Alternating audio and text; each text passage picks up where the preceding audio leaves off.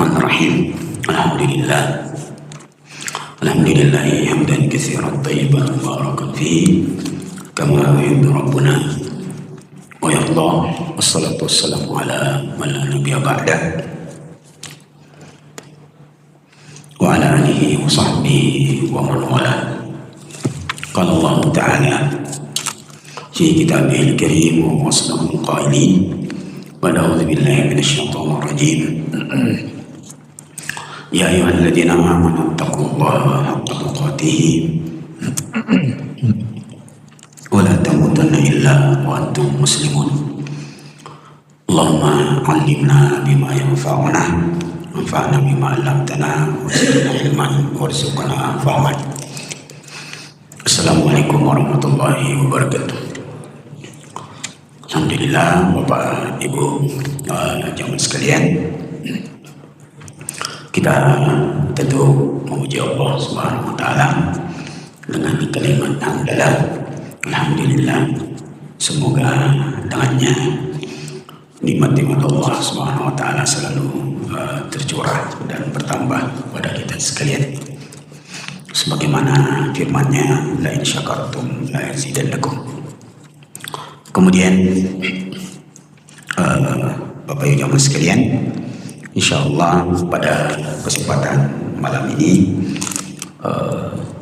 pelajaran kita di bagian ketiga di surah Iqra atau surah Al-Alaq kita tunda dulu, kita pending, kita mundur ke belakang di surah Al-Baqarah tentang salat di ayat 32 supaya dia menjadi penjelas atau pengejawantahan dari pelajaran kita di surah Iqra tentang urgensi ilmu dan keutamaannya. Sebelumnya mari kita salawat kepada Nabi kita, Nabi besar Muhammad sallallahu alaihi wasallam. Allah Subhanahu wa taala berfirman dalam surah Al-Baqarah, A'udzu billahi minasyaitonir rajim, wa aqimus shalah wa atuz zakah warka'u ma'ar raki'in. Dan dirikanlah salat, tunaikanlah zakat, warka'u ma'ar raki'in, dan rukulah bersama orang-orang yang ruku. Ulama kita menjelaskan di kalimat pertama, wa aqimus shalah wa atuz zakah, dan dirikanlah salat dan tunaikanlah zakat. Dua rukun ini, salat dan zakat, itu banyak-banyak berdampingan dalam setiap ayat dalam Al-Quran, menunjukkan keduanya adalah rukun yang sangat penting.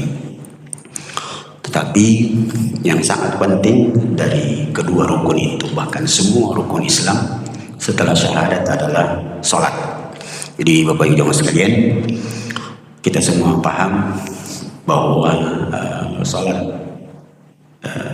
satu-satunya rukun dalam rukun Islam yang meninggalkannya itu bisa dihukumi kafir oleh agama kita lewat fatwa ulama. Berbeda dengan rukun yang lain.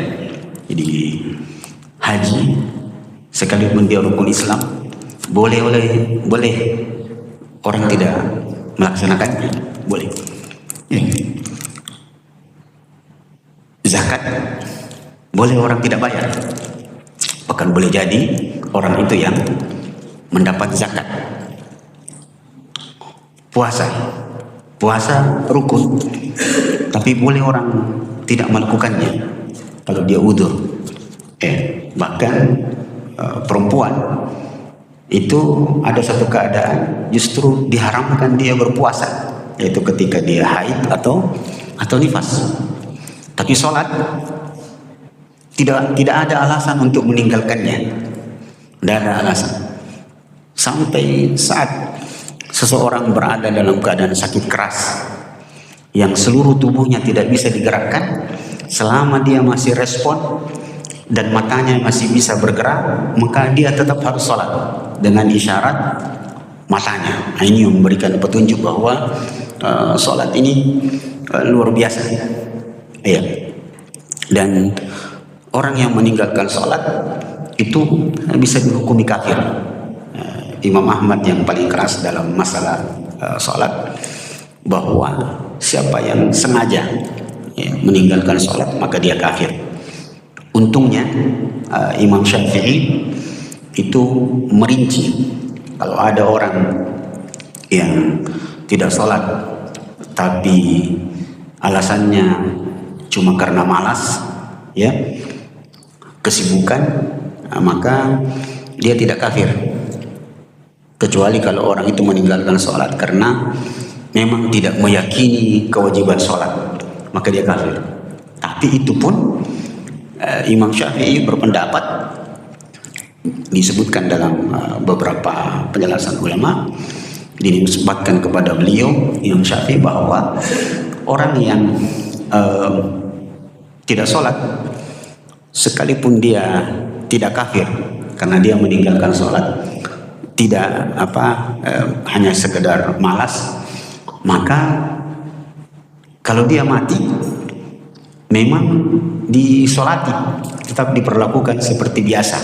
Hanya saja dalam pendapat mazhab Syafi'i itu disebutkan bahwa dia tetap disolati, tapi yang mensolatinya tidak boleh imam, tidak boleh imam setempat yang mensolatinya.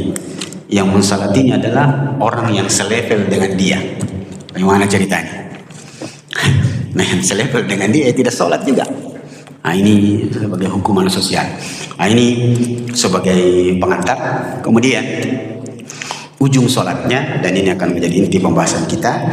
Ujung ayatnya mengatakan warka'u ma'ar raki'in, dan rukuklah bersama orang-orang yang rukuk.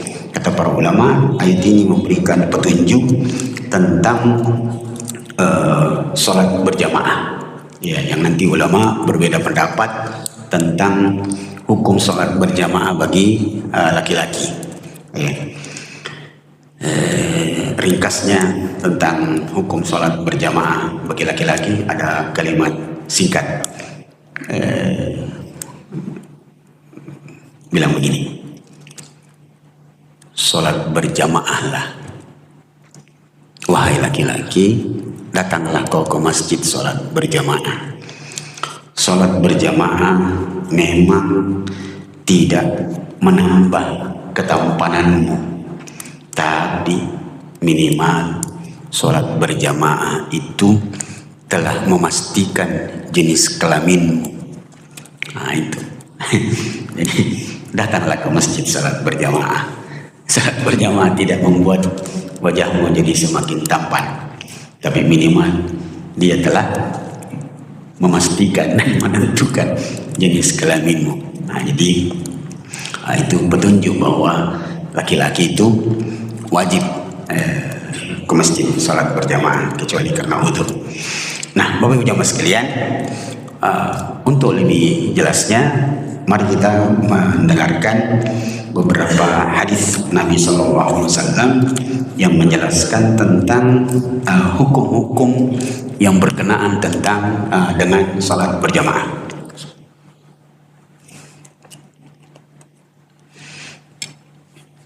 Yang pertama, wa an Abi Qatadah radhiyallahu anhu, dari sahabat yang mulia Qatadah radhiyallahu anhu, beliau mengatakan, kana Rasulullah sallallahu alaihi wasallam yusalli bina. Suatu saat Nabi sallallahu alaihi wasallam, dan artinya beginilah Nabi kalau memimpin salat. Jadi kami pernah salat bersama Nabi, fayaqra'u fi adh-dhuhri wal 'ashri fi ar-rak'atayn al-ulayayn bi Fatihatil Kitab wa suratain. Nabi pernah memimpin kami sholat duhur dan asar, di mana pada 2 rakaat pertama, maksudnya rakaat pertama dan kedua, Nabi membaca surah Al-Fatihah dan surah. Dan ini sudah kita pahami bahwa semua sholat rakaat pertama dan rakaat kedua itu membaca Al-Fatihah dan membaca surah. Tapi ini dicontohkan tentang sholat duhur dan asar. Padahal sholat duhur dan asar itu sholat sir. Kita lanjutkan hadisnya. Wa yusmi'unal ayata ahyana. Ini penting didalami oleh para imam dan kita semua tentunya, karena suatu saat pasti kita bisa jadi imam. Nabi SAW dalam sholat duhur dan asar memimpin kami di 2 rakaat pertama dan kedua membaca surah Al-Fatihah dan membaca surah. Kita akan bertanya-tanya, kenapa bisa begitu? Artinya kenapa sahabat ini tahu bahwa Nabi membaca Al-Fatihah dan membaca surah? Ternyata sambungan hadisnya adalah wa yusmi'unal ayata ahyana. Nabi ketika memimpin salat duhur dan asar itu kadang-kadang memperdengarkan ayat-ayat yang dibacanya. Jadi itu rahasianya. Kenapa sahabat itu sempat mencatat bahwa Nabi kalau sholat duhur baca Al-Fatihah dan baca surah.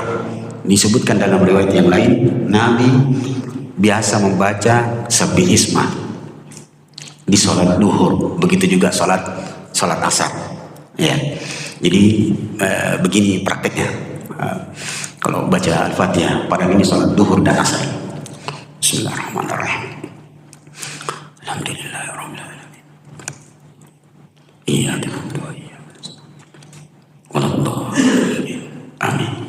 Seperti itu. Jadi Nabi sholat duhur itu kadang-kadang memperdengarkan suaranya, didengar oleh sahabat yang ada di baris pertama. Itu makna wa yusmi'unal ayata ahyana. Kalau beliau membaca surah, misalnya Sabbihisma. Bismillahirrahmanirrahim. Amin. Bismillahirrahmanirrahim. Sabbihisma rabbikal faja'alahu wathana suhufi Ibrahim wa Musa. Seperti itu. Jadi didengar oleh para sahabat yang dengannya, Nabi membaca surah ini. Ini petunjuknya. Dengan satu catatan, sekali lagi, bahwa sebaiknya imam jika memimpin sholat duhur atau asar itu mengikuti sunnah Nabi. Sekali-sekali dia memperdengarkan suaranya. Apalagi sekarang alhamdulillah ada mikrofon, itu kayak berbisik, itu kedengaran. Jadi makmum juga bisa mengukur, sudah sampai di sini dia, padahal saya belum. Bisa mengukur bahwa imam baca Al-Fatihahnya cepat atau lambat.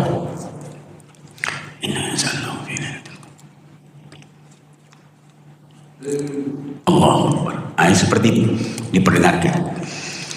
Dengan catatan penting yang perlu kita pahami bersama, bahwa yang disunnahkan memperdengarkan suaranya sekalipun salat duhur dan salat asar, atau di rakaat ketiga dan keempat pada salat maghrib atau salat isya, itu imam, bukan makmum. Bukan makmum. Sebab ada jamaah, ada saudara-saudara kita, dia makmum, besar juga suaranya. Bahkan terkadang dia lebih besar suaranya daripada imam. Itu bapak-bapak saya juga karena mungkin pernah mendapati. Kalau saya masih kenal orang, itu besar sekali semuanya, mulai dari takbir sampai bacaan ruku dan sujud kedengaran sekali. Imam Allahu Akbar, dia Allahu Akbar. Orangnya masih hidup sekarang umurnya kira-kira sudah 60. Beliau muadzin di satu masjid di Makassar. Saya kenal betul bapak itu. Besar. Kalau ruku imam Allahu Akbar, Allahu Akbar, subhanallah, subhanallah. Besar suaranya. Itu tidak boleh. Itu mengganggu orang.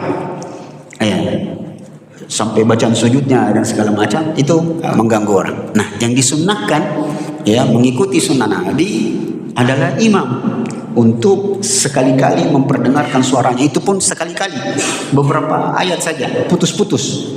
Iya, ini yang pertama, sunnah yang kedua yang diajarkan oleh Nabi. Kemudian yang ketiga, sambungan hadisnya, sahabat ini menyebut wa yutawwilu rak'atal ula. Jadi sunnahnya yang pertama, salat duhur dan asar ditunjukkan oleh Nabi itu baca surah setelah Al-Fatihah di rakaat pertama dan kedua. Yang kedua, beliau mencontohkan sekali-kali memperdengarkan suaranya. Yang ketiga, wa yutawwilu rak'atal ula. Beliau di salat duhur dan asar ini didapati ya memperpanjang rakaat pertamanya. Jadi disunnahkan imam itu jika memimpin sholat, sekalipun sholat duhur dan asar, itu disunnahkan memperpanjang sedikit rakaat pertamanya, dan dia akan lebih panjang daripada rakaat kedua. Nah, apa hikmahnya? Hikmahnya adalah supaya memperkecil, ya, meminimalisir orang yang masbuk. Jadi itu fungsinya, supaya dia orang yang datang agak belakangan, ya, mungkin dia sudah masuk masjid, orang sudah takbir, tapi dia harus mampir dulu ke toilet, maka dia bisa dapat. Itu padahal sholat duhur dan asar. Dan sangat disunnahkan sholat subuh lebih panjang rakaat pertamanya, seperti dalam riwayat yang lain yang diceritakan oleh Mu'adz bin Jabal, ya, Mu'adz bin Jabal atau Salman, bercerita bahwa saya pernah sholat subuh di Masjid Nabawi.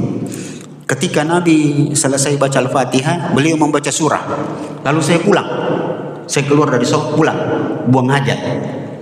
Ya, karena zaman dulu masjidnya tidak ada toilet seperti kita sekarang. Pulanglah sahabat ini, selesai hajatnya di rumah, dia balik sampai ke masjid, masih mendapati Nabi di rakaat pertama. Nah, itu saking panjangnya. Nah, itulah sebabnya di surah Al-Isra dikatakan wa Qur'anal fajr, inna Qur'anal fajr kana masyhuda. Quran subuh, maksudnya sholat subuh itu dilakukan seakan-akan membaca Quran. Ya, jadi dipanjangkan sholat subuh. Nah, kita kembali ke sini bahwa disunnahkan bagi imam di rakaat pertama itu sedikit lebih panjang daripada rakaat berikutnya. Ya. Ini jugalah memberikan kita pelajaran berikutnya. Selain di rakaat pertama, juga mustahab, disukai, dianjurkan kepada imam jika dia ruku, dia berada dalam keadaan ruku, kemudian dia mendengar suara langkah atau suara pintu, dan itu memberikan isyarat ada yang masuk, maka dianjurkan kepada imam untuk memperlambat rukunya, supaya orang yang masuk itu bisa mendapati rukunya imam yang dengannya dia mendapatkan satu rakaat, supaya dia tidak masuk. Ya, karena ada tong imam kasih takis gitu, sudah lari begitu masuk sami Allahu liman hamidah, capek tong lagi lari.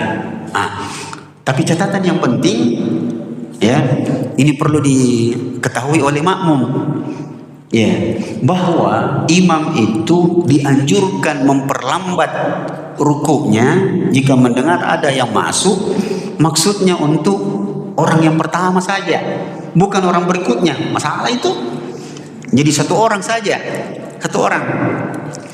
Jadi begitu kita ruku, imam ruku, Allahu Akbar, Subhana Rabbil Azim, Subhana Rabbil Azim, Subhana Rabbil Azim. Sudah cukup 3. Ya, ternyata mendengar suara, ada suara orang masuk, apalagi suaranya ngos-ngosan, dia tabrak pintu, masuk.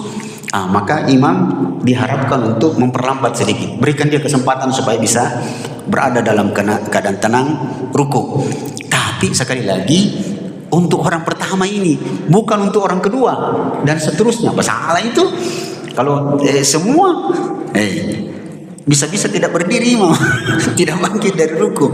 Ya, ini perlu dipahami oleh makmum, karena biasa ada makmum sepotong jangan dengar. Begitu dia terlambat masuk, merasa tak keski, namarai Pak Imam.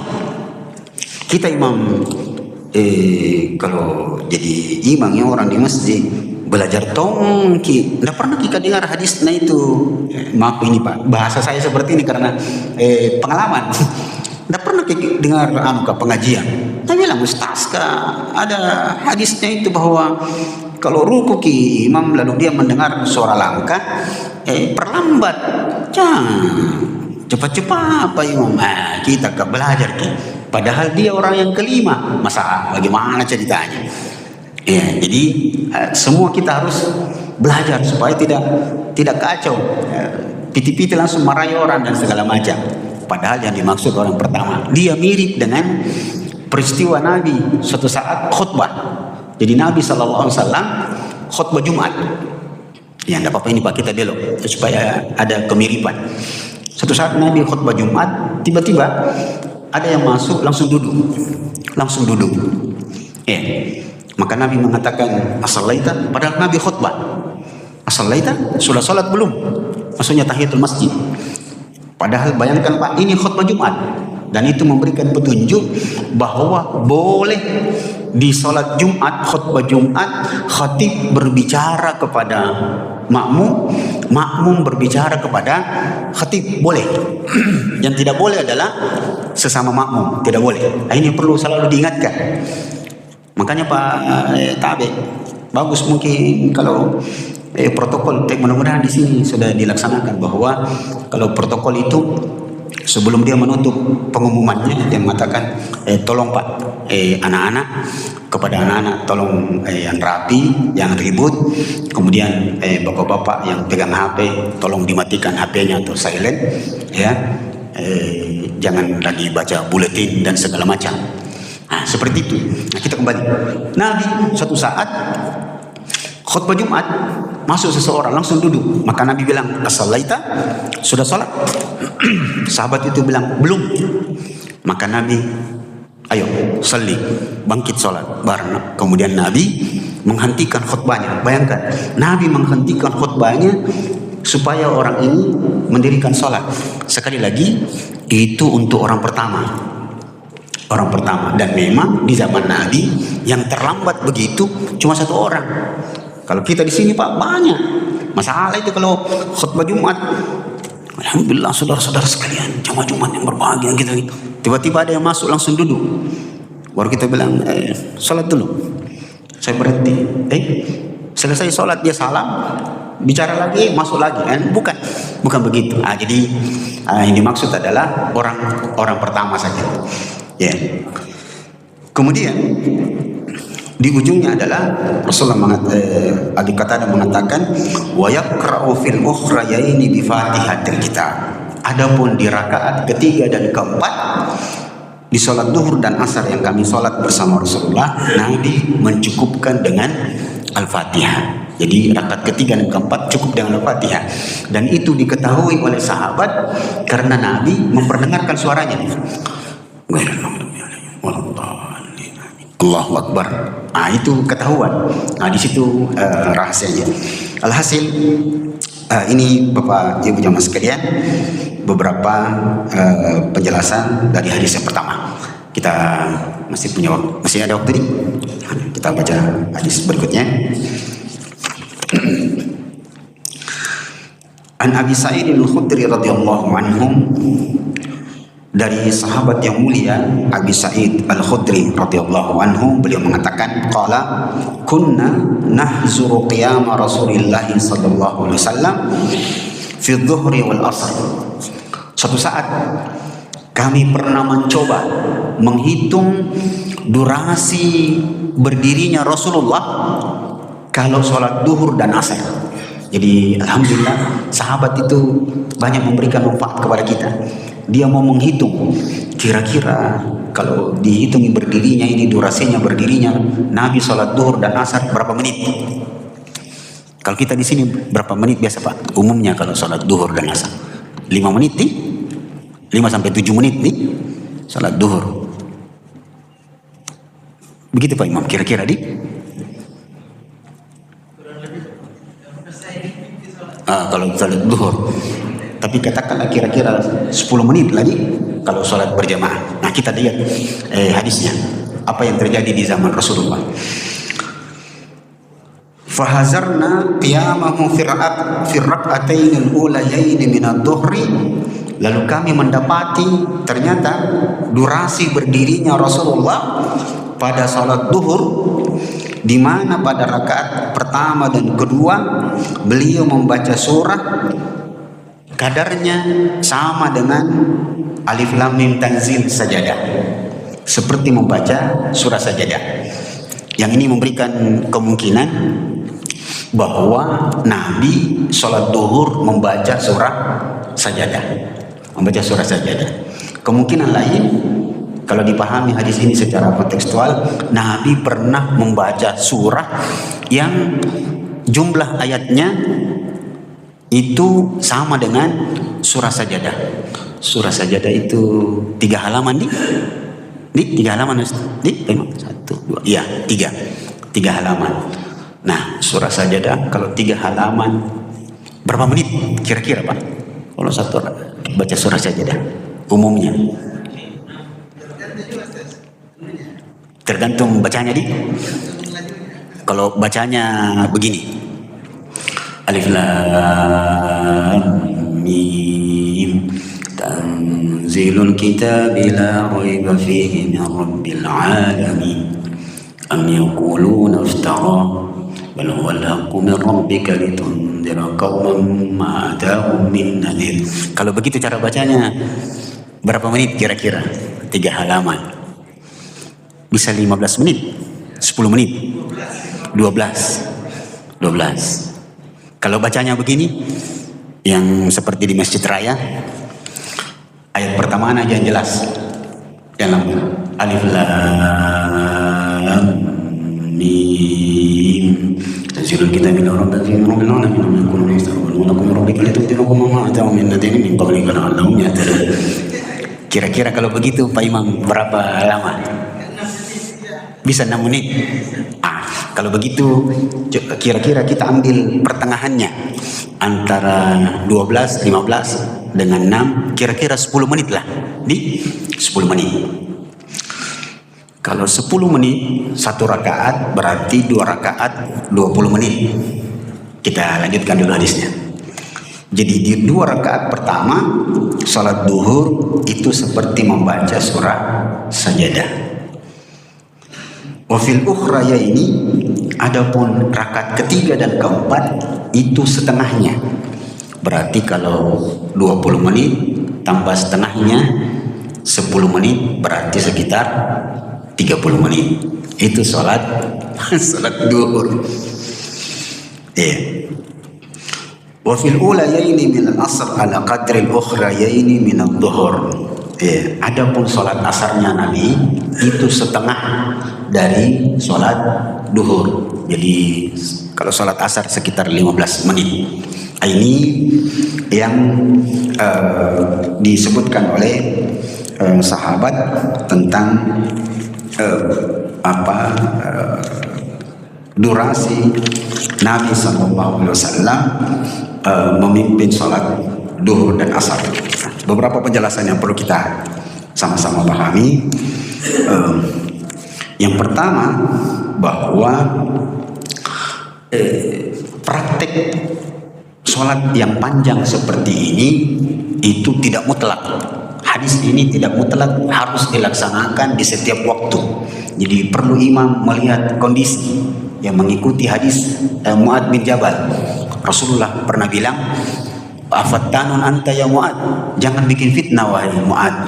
Kalau kau memimpin sholat, lihat-lihat kau jamaahmu, karena jamaah itu 3 golongan. Ada orang tua, ada anak-anak, dan yang ketiga yang paling penting, dzul hajah. Boleh jadi di antara jamaahmu itu ada orang yang punya hajat setelah sholat.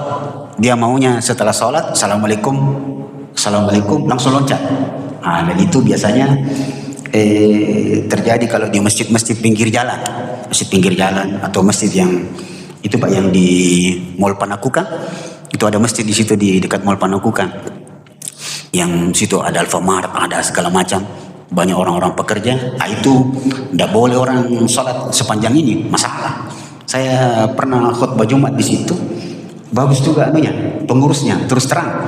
Begitu saya masuk, dia salam saya, kita Ustaz Irwan.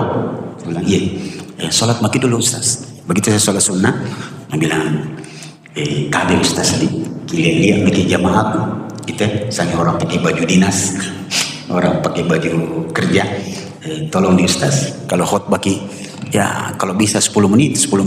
Aku bilang nggak bisa Pak 10 menit, 15 menit bisa, karena 10 menit itu isi khutbah sampai 12 menit karena ada mukaddimahnya. 3 menit di khutbah kedua doa dengan beberapa kalimat sedikit. Iya Ustaz, jangan sampai 30 menit. Gelisah itu orang. Itu pelajarannya bahwa melaksanakan sunnah seperti ini bukan sesuatu yang mutlak, karena ada hadis berikutnya tentang pentingnya imam melihat kondisi makmum. Tapi di Makassar Pak, ada masjid yang panjang sekali, panjang. Itu luar biasa. Saya pernah terjebak. Saya sebutkan nama tempatnya, tapi bukan nama masjidnya. Di daerah Perumnas Pak. Kebetulan dekat rumah mama saya di sana, rumah orang tua. Saya satu saat habis mengajar di Albir, saya mengajar di Unismu di Albir. Itu saya singgah di rumah orang tua, terus saya singgah salat duhur. Saya singgah salat duhur karena di situ rumah mertua juga dekat. Saya berharap yang imam itu teman saya, karena ada teman saya itu dulu main-main di daerah Perumnas itu, orang NTT, kayaknya sudah doktor juga sekarang. Saya berharap dia yang imam supaya habis salam saya pulang. Ternyata yang imam di situ Pak Kiai. Aduh, panjang Pak. Bayangkan, seingat saya sholat di situ di rakaat ketiga bahkan.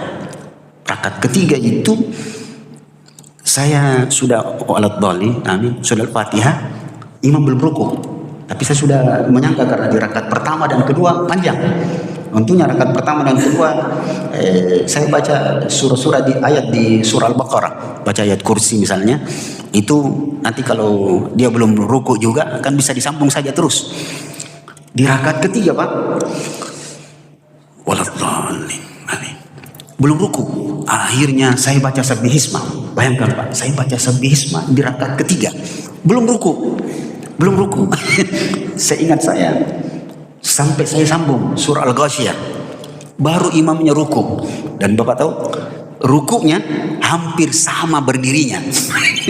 Betul-betul dia praktek betul hadisnya Nabi, bahwa Aisyah mengatakan Nabi itu sholatnya sangat-sangat indah dan sempurna, sangat tenang, berdirinya lama, rukuknya hampir sama berdirinya. Dalam riwayat berdirinya Rasulullah setengah dari rukuknya Rasulullah setengah dari berdirinya. Orang itu lupa kalau cerita Aisyah itu cerita tentang sholat sunatnya Nabi. Jadi sholat sunnahnya Nabi, beliau pernah membaca Al-Baqarah, Ali Imran, An-Nisa, ya. Kemudian beliau ruku itu setengah dari berdirinya. Bayangkan kalau 5 juz Al-Baqarah, Ali Imran, An-Nisa, 1 rakaat 5 juz. Begitu ruku setengah dari berdirinya. Dan itu memberikan isyarat memang bahwa doa ruku itu minimal 3, sah 1, tapi boleh sebanyak-banyaknya. Ini pelajarannya. Sudah masuk? Masih ada 9 menit. Sedikit lagi. Alhasil bahwa Rasulullah mengajarkan dari berita yang dibawa oleh Abi Sa'id Al-Khudri bahwa Nabi SAW sholat duhur pernah sepanjang itu.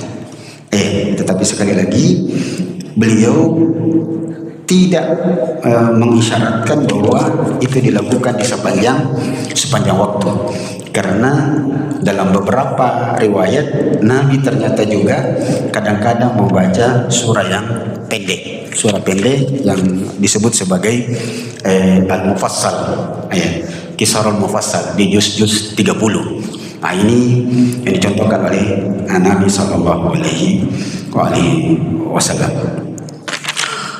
Sampai di sini ada yang perlu kita diskusikan? Ya, silakan. Berapa menit lagi? Ya, tentang ayat. Ya.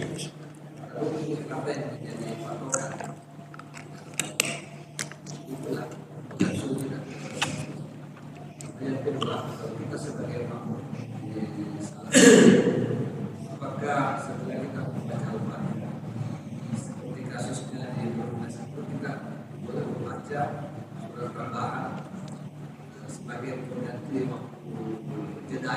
Kemudian ke berikutnya, begitu kita tidak doa ruku dan sujud, apabila doa rukunya, apakah kita bisa mengulang-ulang? Betul. Iya. Saya ke pertanyaan kedua saja dulu, nanti pertanyaan pertama, pertanyaan ketiga. Tentang kalau bagaimana apa yang kita lakukan kalau suatu saat kita sholat mendapati imam ternyata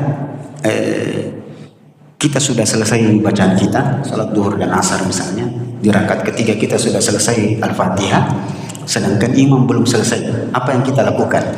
Maka dalam beberapa penjelasan bahkan ada riwayat bahwa Nabi pernah mencontohkan di rakaat ketiga dan keempat pun beliau membaca surah setelah Al-Fatihah. Jadi boleh kalau misalnya imamnya di rakaat ketiga itu baca Al-Fatihahnya lambat, sedangkan kita umumnya itu kalau rakaat ketiga dan keempat baca Fatihah kita itu agak cepat, mungkin 3 napas.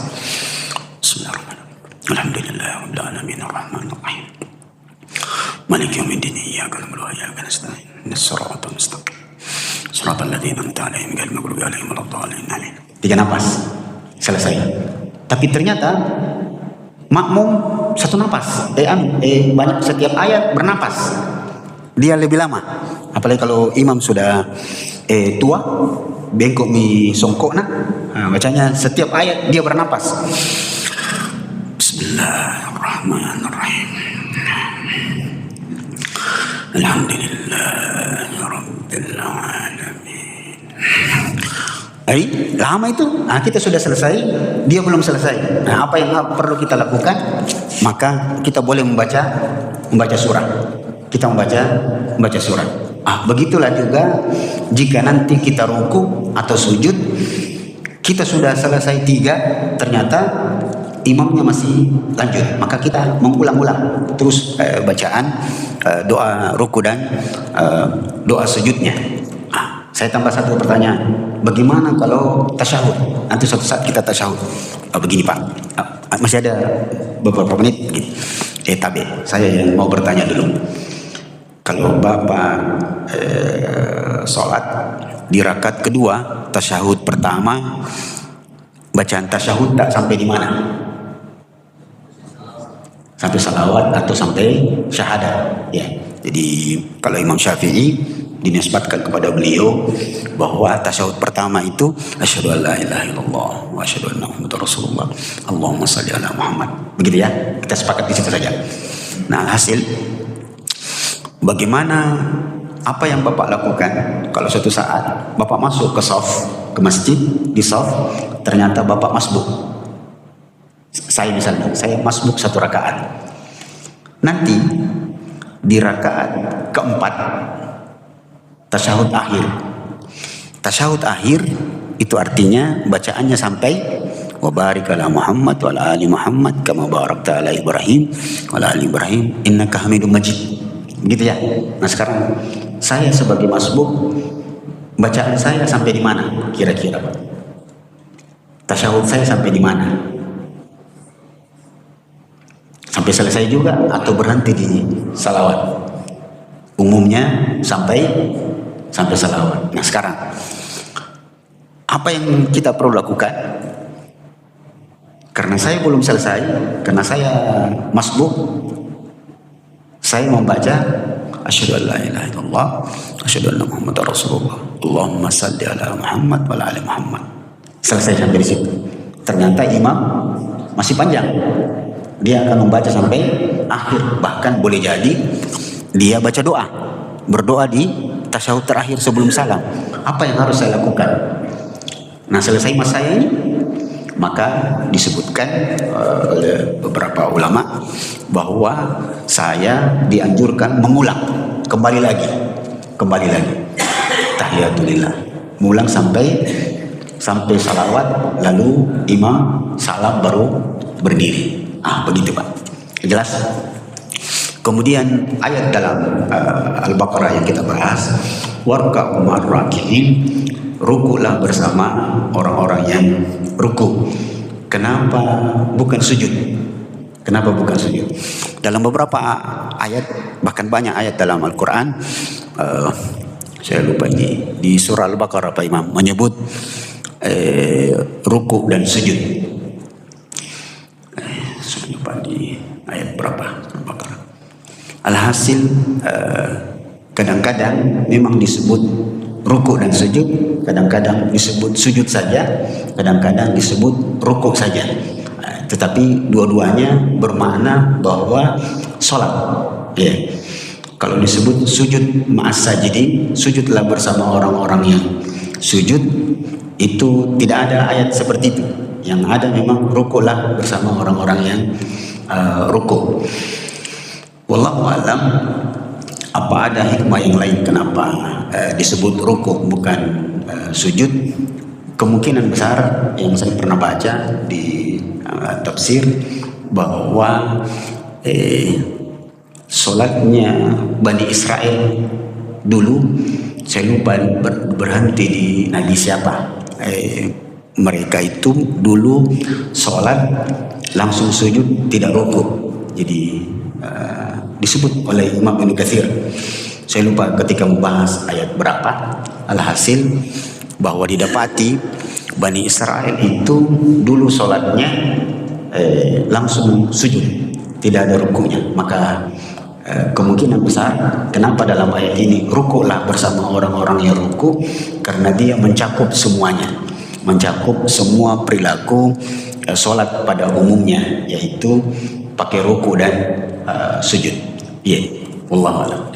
Sudah masuk waktu ini? Ya, baik, barakallahu fiik. Kita tutup majelis kita berdoa. Semoga Allah selalu menjaga kita sekalian. Semoga ilmu yang kita pelajari adalah ilmu yang bermanfaat. Wassalamualaikum warahmatullahi wabarakatuh.